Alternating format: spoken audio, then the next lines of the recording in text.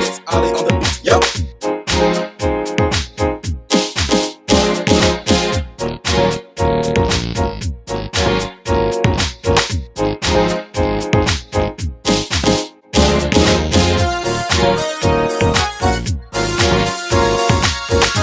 When life calls on you to be every woman and your relationship is called into question, it might be comforting to know, if she were you, what would she do? Jason Collins is the first openly gay male professional athlete participating in a major North American team sport. In the wake of his announcement that he's a 34-year-old NBA center, he's black, and he's gay, there's been much talk and speculation about his life before the announcement, before his coming out. There has been less talk about what may have taken him so long. For Jason Collins and many others, coming out is not a one-time announcement. Instead, a lifelong journey. On today's show, I'd like to give you a glimpse into that journey with hopes of creating dialogue and bringing more people to a place of awareness, mutual respect, and understanding. I'm your host, Saran Almond, and this is Coming Out on What Would She Do?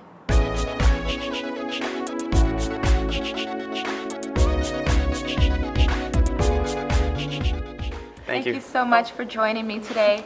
To start out this topic, I thought it was very important to speak to young people and hear what they had to say about this conversation. So first, I would like for you guys to introduce yourselves. Hi, I'm Angela Zuniga. And I'm Nathan Gedney. And how old are you? I'm 19. I'm 21. Perfect. I would like for you guys to kind of give us your coming out story. Well, for me, I like to say that my mom gave birth to a drag queen because when I was 3 and 2, when I was just a toddler, I have 2 older sisters and they would love to dress me up in tutus and princess outfits. I had no problem with it. But it wasn't until middle school that I figured I just noticed that all my guy friends were liking girls and all my girlfriends were liking guys, and then I was liking guys. I got a little nervous, and then I learned that what the word gay was, and I actually got scared, and I did a U-turn, and I became a bully and ran into the closet. I would actually go around my middle school targeting LGBT or just people that I thought were different from me, and I would make their lives a bit miserable. I would knock them down, knock books out of their hands, say some of the rudest things I could think of. But it wasn't until my mom found out, just cruel twist of fate, found my diary. And the first thing she said to me was, "I'm afraid you're going to burn in hell." We have this nice long 3-hour conversation, and the only thing that we get to, we don't go anywhere, we just come to the conclusion that we're not going to tell my dad.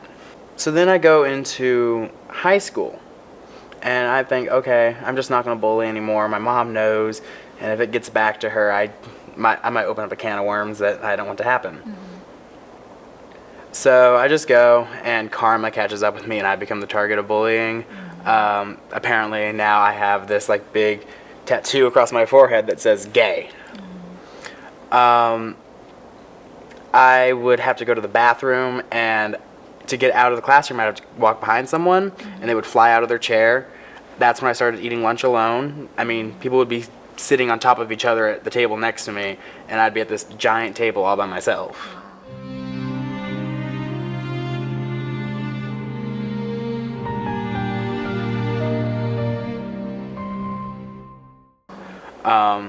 And then words, all the words that I've heard, they're tragic. And then my principal notices that something's going on, and she calls me into her office and she wants to talk. And I think I can trust her, saying, so I tell her they're making fun of me because I'm gay. And she asks, "Are you?" I tell her, "Yeah, I am." And then I ask her, "Can we not tell my dad?" My mom knows, but let's not tell my dad. She's like, "Okay." 2 days later, I come back in, and I'm called into the principal's office, and my dad's sitting there. And the first thing he says to me is, "Son, I will always love you." That is said because there's a principal sitting right there. We get home, and when the door shuts, it's like a bomb goes off. And he starts yelling throwing fists around. He is the only person that I've known that's been able to physically harm me. And there would be times where he would be beating me, and he'd be on top of me, and I'd be begging him, please don't kill me, to please do kill me, get it over with, make it all stop. He's giving me black eyes. It was rough.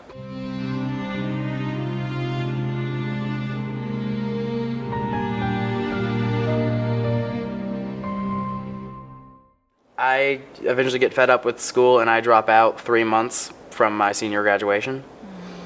And then that's when I start getting really depressed and suicidal, and eventually I find an organization called Time Out Youth, and because of them I've done a complete 180, and it's my life. I finally know where I'm going in my life. Right. Angie, would you share yours? Is it similar or high in contrast? Like, what was your experience when you... Well, I mean, like, growing up, I guess it's kind of like when you look back at it, you kind of always knew, but you didn't really know. Like you knew you were different, you just you couldn't pinpoint it, kind of a thing. Okay. And then I remember in middle school, I had this best friend, and like we would do everything together. We were like inseparable, right? And one day I kind of realized that it wasn't just a best friend thing that I was feeling, it was more. Like I had a crush on her. And I kind of had like a little internal panic attack of like, oh my God, I can't be gay. I can't, like, you know, because it's that fear, like I've seen what other people do to the gay kid. And it's like, I don't want to be that kid. I don't want to be that kid to like get bullied, get picked on, you know, all that kind of stuff. So I kind of had this weird phase where I was trying to date guys because I was trying to prove something and, you know, like, change who I was.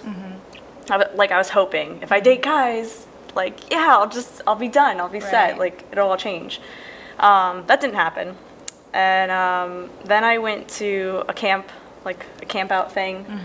And I was 11. It was like a week before my birthday, and I met this girl who, like, plain out, flat out, came out as lesbian to me, and I was like, oh my goodness. Was she 11 as well? Yes. Okay.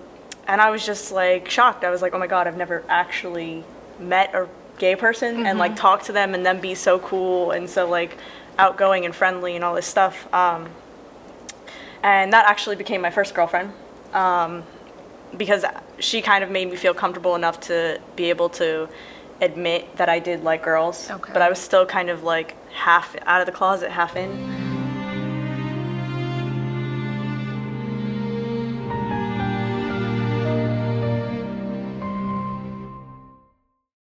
Because I said I was bisexual. And then I came out at school a couple weeks later, and that was a disaster. I was in middle school.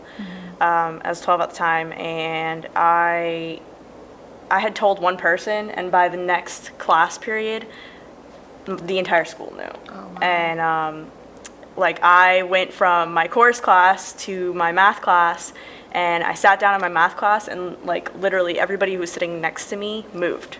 So I had like a circle of empty desks around me. Wow. And I was really upset and really angry, and nobody would speak to me the entire day. Like not even my closest friends would speak to me. You know, and walking down the halls, the laughing, the pointing, the talking behind the back, everything. It wasn't until like later in the day that one of my friends had actually come up to me and asked me like, are you really gay? And I said yes. And, you know, she was like, I don't even care. I love you anyways. You're still my best friend. And after she had done that, it seemed like everyone else kind of warmed up and was like, okay, well, let me give you a chance. And then I kind of lived a double life for a while. At school, I was out and proud and, you know, happy and all this other stuff. And then at home, I was in the closet, scared, you know, to say the wrong thing, had to make up a lot of lies about like what I was doing, who I was with, stuff like that, until I was about 14.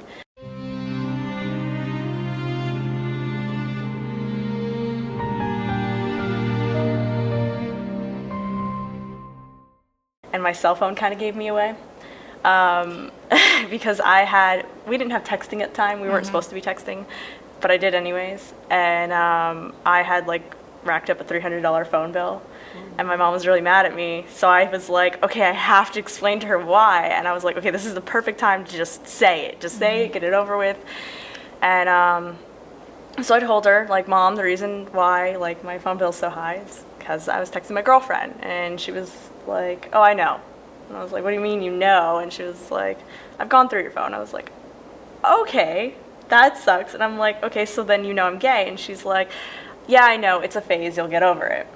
So that was her whole stance, was that it was a phase, I'll get over it, I'm just experimenting, all that kind of stuff, which hurt, because I was kind of like, well, you don't know that I've been this way, pretty much since forever. And then she had told my dad, I didn't even get the chance to talk to him about it, and he kind of, like, stopped talking to me. And we kind of had a separation. He didn't talk to me for a couple months. Like, we couldn't be in the same room together. We couldn't look at each other, anything. It was kind of hard at the time, because, like, I'm kind of a daddy's little girl. And that was a hard time. But, I mean, years later now, I mean, they completely accept me. They love me. They've totally supported me in everything I've done. They've met my girlfriends and everything.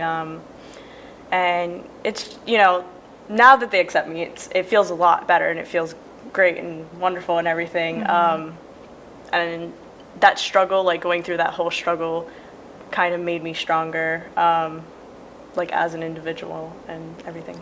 Wow, those both are very hard stories to hear. It feels good to see that you're in a good space right now. For you guys, in the space that you're in, if there's someone who is struggling with, maybe they're not sure of their sexuality at this moment, maybe they are and they're not sure of if they should come out, what would you say to that person? When you're considering coming out, look around your surroundings, like who are you living with, especially if you're under the age of 18, you're still living with your family. If you, for even a second, think that if coming out will in some way endanger you or make your life rough, don't. Hold it out until you are ready. Don't rush it.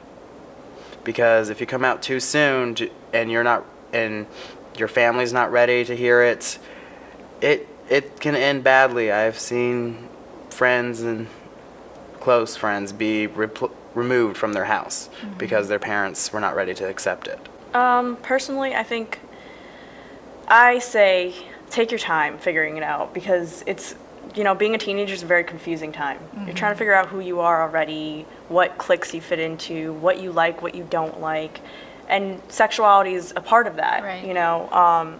And figuring out your sexuality is a huge part of that. And I think it's good to take your time and try and figure it out on your own without letting friends or other variables get in the way. Okay. Being gay is not all of who you are. Definitely. It doesn't make up who you are, what you are. Right. So, my advice is let somebody get to know you before they get to know, that you're gay, because that's not just what you are. Right. You are so much more than that. Right. Through your stories, we got to hear some of the challenges that you were faced with before you came out. How are those challenges different now? For me, or are they different?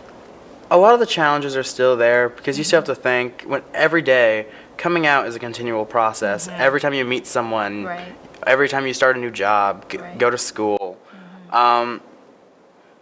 I still live by the same rule. Like, if I don't feel like I have a good, strong relationship with someone, or if I don't feel safe, I'm not going to come out right away. Right. But right now, generally, me being out is the first thing I tell people. Kind of like, I just meet you, hey, I'm gay. How about you? What do you think, if there are any differences? What are the challenges that you face now as opposed to before you came out? Well, I mean, I feel much more able to be me. I don't have to lead two lives or anything like that anymore. When I was younger, like, if people stared while me and my partner were holding hands or something, or, you know, I've had people approach me and say, well, that's disgusting, you're going to hell, kind of a thing.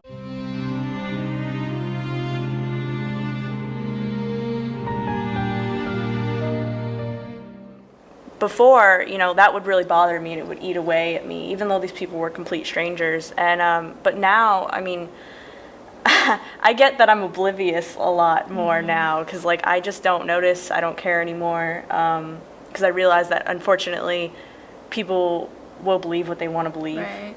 and the only thing that I can do is try to educate them if I have the opportunity.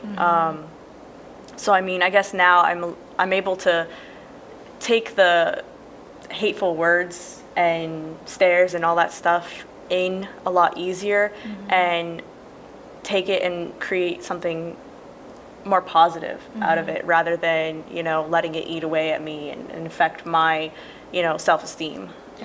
And one word, what would describe your life before you came out, at the moment where you were able to reveal your truth, and then afterwards, what would those words be? Before, unsure. During, chaotic. After, crazy in a good way. Good stuff. Before, fearful. During, goodness, I'm trying to think of a good word. Struggle. And then after, liberation. Awesome. All right, if there is one thing that you would want our viewers to walk away with after they see that show, after they see the show, what is that thing that you would want them to leave? Is there a message? What is it? We're all human beings. I mean, what we do, who we're with, should not define us. I guess mine would just be to, you know, step out of your comfort zone, step out of your box, and get educated. Get educated about things that you may not know about, because the more you learn and the more you know, the better understanding of the world you have.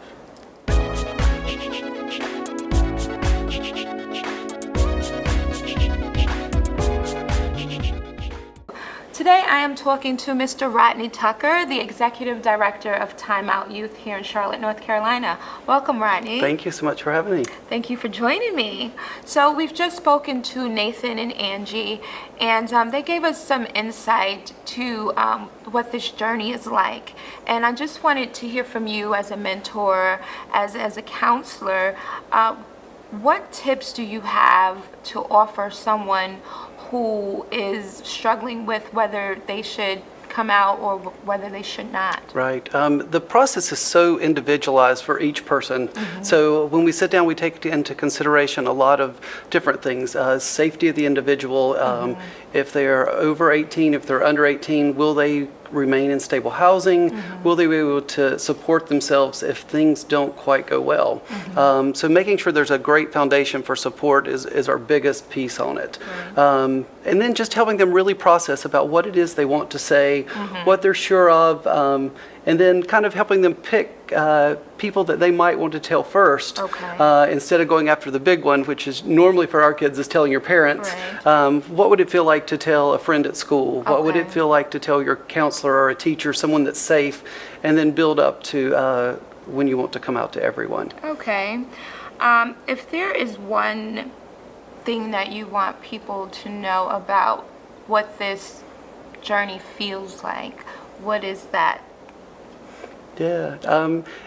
You know, again, everybody's experience in coming out is so individual, so it's different for everyone. But the common thing that we always hear is that this is a scary process because you're telling something that you're just learning about yourself at times and accepting in yourself, and then to share that with someone else, the fear of rejection, it is very scary. So making sure that you do have friends, a support system, a counselor, somebody that can help you make sure the process goes smoothly and that you are okay.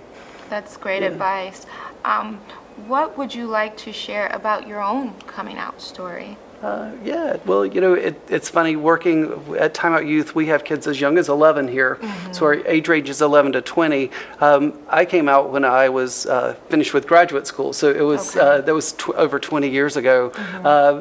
The process, I was not one of those lucky ones that had the great story where everything turned out perfect, and so I learned a lot about having that support system, because honestly I didn't, everything wiped away from me when I came out. I changed careers, I lost family, I lost friends. It was a hard start over.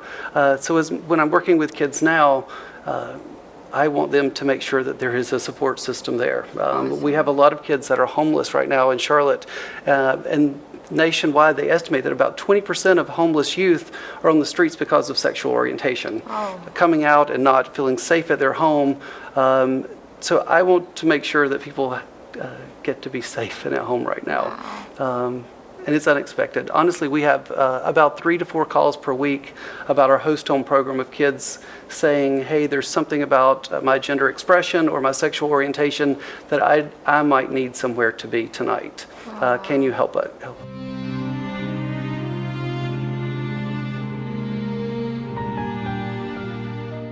When you came out, and what were the challenges that are different from what youth are experiencing today?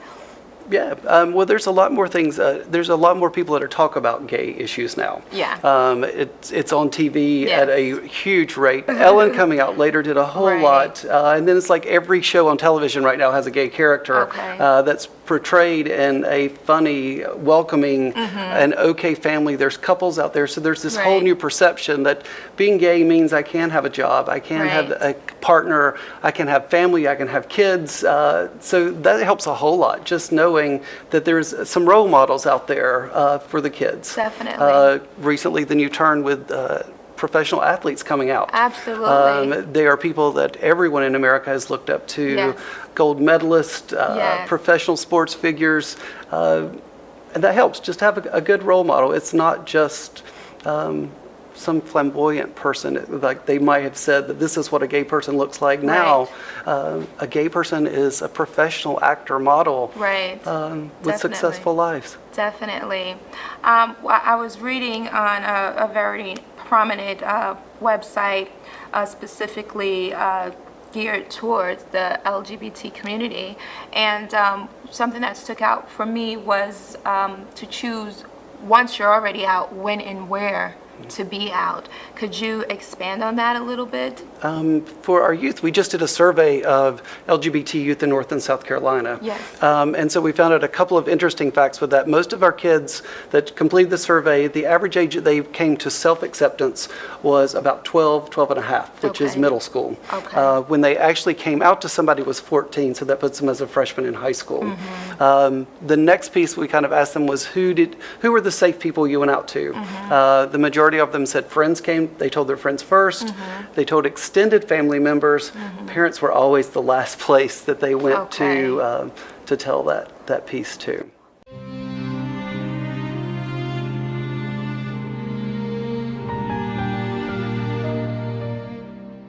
Was that alarming for you to hear that parents are not the go-to person, people? No, I think that might be very normal on telling your parents anything that might be kind of sexual in nature. That mom is not the first person you want to run to all the time. So that's why I think it's important that we have guidance counselors who are trained in understanding all aspects of sexuality, gender orientation, so that at school there's a place to go. Your demographic is 11 to 20 at Time Out Youth.